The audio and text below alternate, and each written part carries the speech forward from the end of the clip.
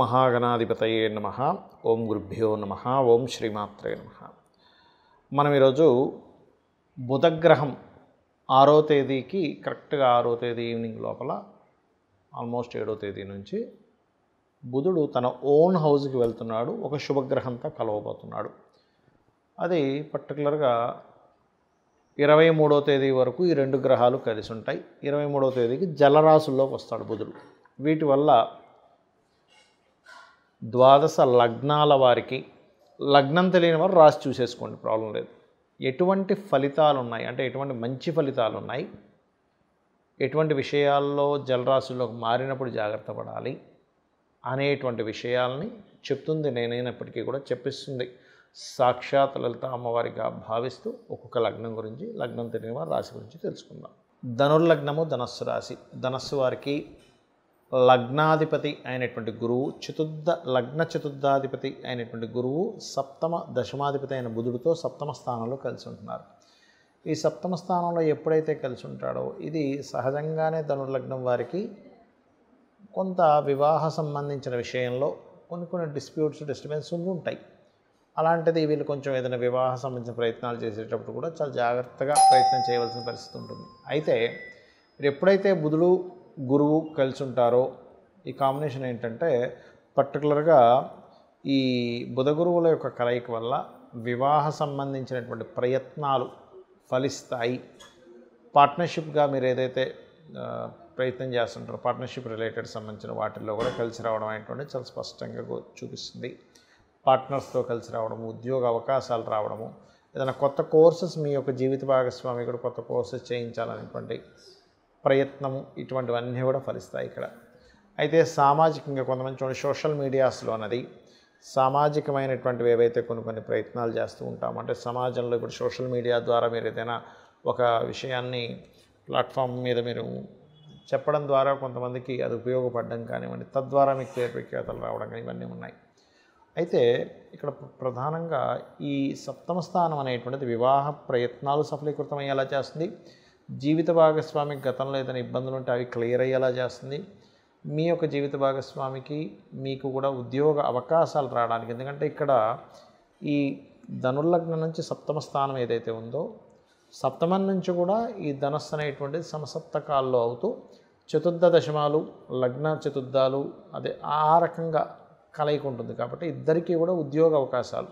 కొంతమంది చూడండి, ఒకరు ఉద్యోగం చేస్తే ఇంకొకరు ఉద్యోగం ఉండక ఇబ్బంది పడుతూ ఉంటారు. ఇద్దరు ఉద్యోగం చేస్తే కనుక గడవనటువంటి సొసైటీ మనకి ఇప్పుడు ఫామ్ అయింది చెప్పాలంటే. కాబట్టి అటువంటి విషయాల్లో అనుకూలత అనేటువంటిది ఏర్పడుతుంది.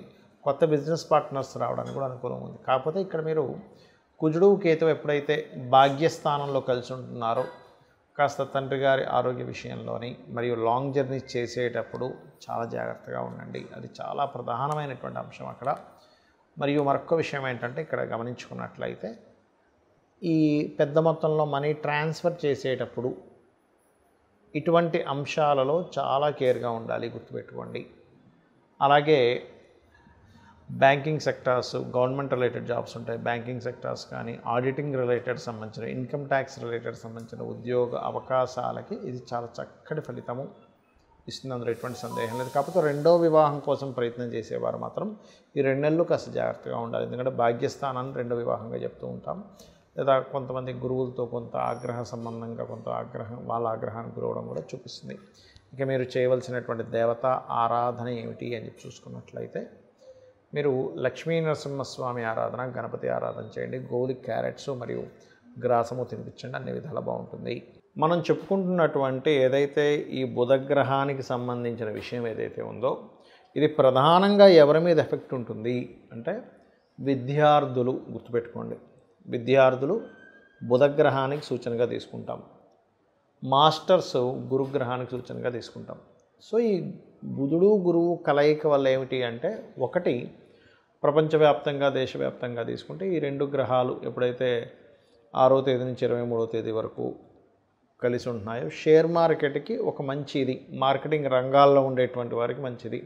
మీరు ఏదైనా ఒక వార్తని స్ప్రెడ్ చేసేటప్పుడు లేదా మనం చూడండి ఒక్కోసారి పలానా డిజిటల్ మార్కెటింగ్ రిలేటెడ్ సంబంధించిన వాటిల్లోని షేర్ మార్కెటింగ్లో ఫలానా దాని మీద ఇన్వెస్ట్మెంట్ చేస్తున్నాము, మీకు గనక మీ జన్మజాతకంలో మంచి టైం నడుస్తుంది.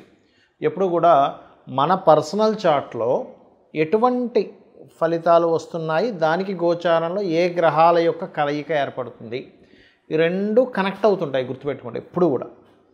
అలా ఎటువంటి కనెక్టివిటీ ఏర్పడుతుంది, ఎటువంటి గోచారం వస్తుంది అనేది పర్టికులర్గా చూసుకోవాలి, గుర్తుపెట్టుకోండి. అలా వాటికి చాలా మంచిది ఇది. మరియు అగ్రిమెంట్స్, కాంట్రాక్ట్స్ కొత్తగా ఏదైనా ప్రారంభించడానికి, ముఖ్యంగా బిజినెస్ రిలేటెడ్, అందులో ముఖ్యంగా మార్కెటింగ్ రిలేటెడ్, ఇట్లాంటి వాటికి ఈ కాంబినేషన్ చాలా మంచిది. అయితే ఈ కాంబినేషన్ ఉంది కదండి, ఈ రోజుల్లో ఎప్పుడైనా చేసుకోవచ్చు అంటే కాదు. మీరు పర్టికులర్గా ఏదైనా ఒక ముహూర్తం పెట్టుకున్నప్పుడు, గుర్తుపెట్టుకోండి, ఏదైనా ఒక ముహూర్తాన్ని పెట్టుకున్నప్పుడు ఆ ముహూర్త సంబంధంగా కలిసి రావడము అనేటువంటిది ఉంటుంది.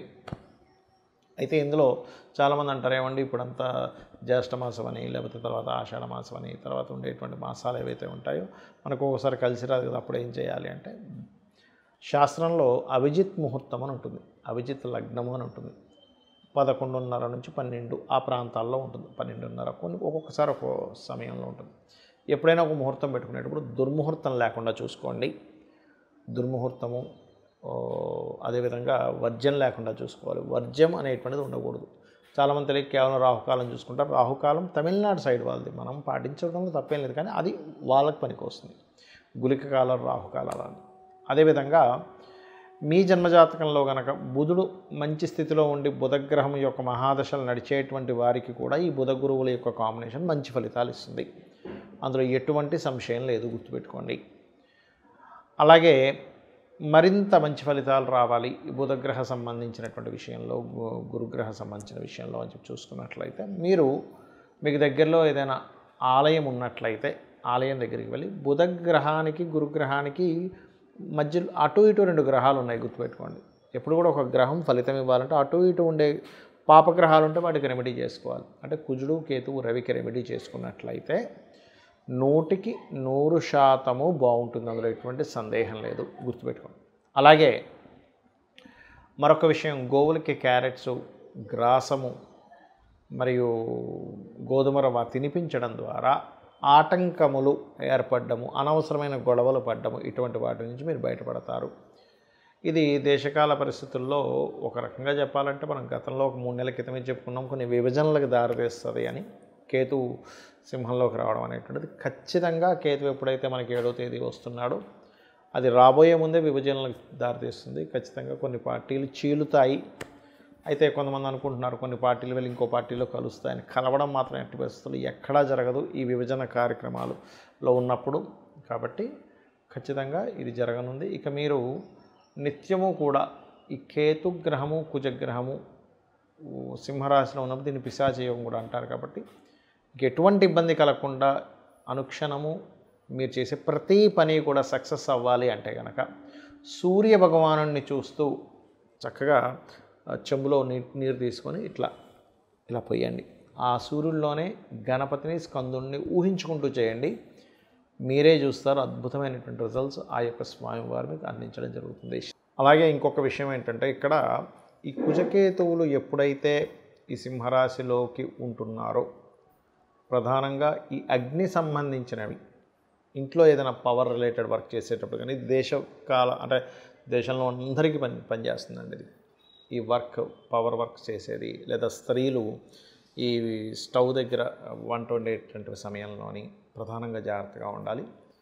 ఇందులో మరొక విషయం ఏంటంటే, మనకి స్లీపర్ సెల్స్తోని దేశం మీద కొంత ఇబ్బంది ఉంది. కాబట్టి ఈ స్లీపర్ సెల్స్ రిలేటెడ్ సంబంధించినటువంటి విషయాలలో, లేదా ఏదైనా ముఖ్యంగా ఈ 2 నెలలు కలిసి ఉంటాయి కుజకేతువులు ముఖ్యంగా కలిసి ఉన్నందుకు, ఏదైనా పుణ్యక్షేత్రాలకి, పుణ్యతీర్థాలకి, ఆలయాలకి రద్దీ ఎక్కువగా ఉండేటువంటి ప్రదేశాల్లో కూడా కాస్త జాగ్రత్తగా ఉండండి. బికాజ్ ఆఫ్ ఈ కుజకేతువులు కలవబోతున్నారు ఇక నెక్స్ట్.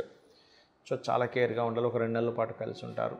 మరియు ఎక్కడికైనా మీరు బయలుదేరేటప్పుడు గణపతిని, స్కందుని తలుచుకు బయలుదేరండి. అప్పుడు ఇటువంటి విషయాల్లోనే మీరు బయటికి వెళ్ళి ఇబ్బంది పడకుండా ఉంటారు. శ్రీమాత్రేయ నమః.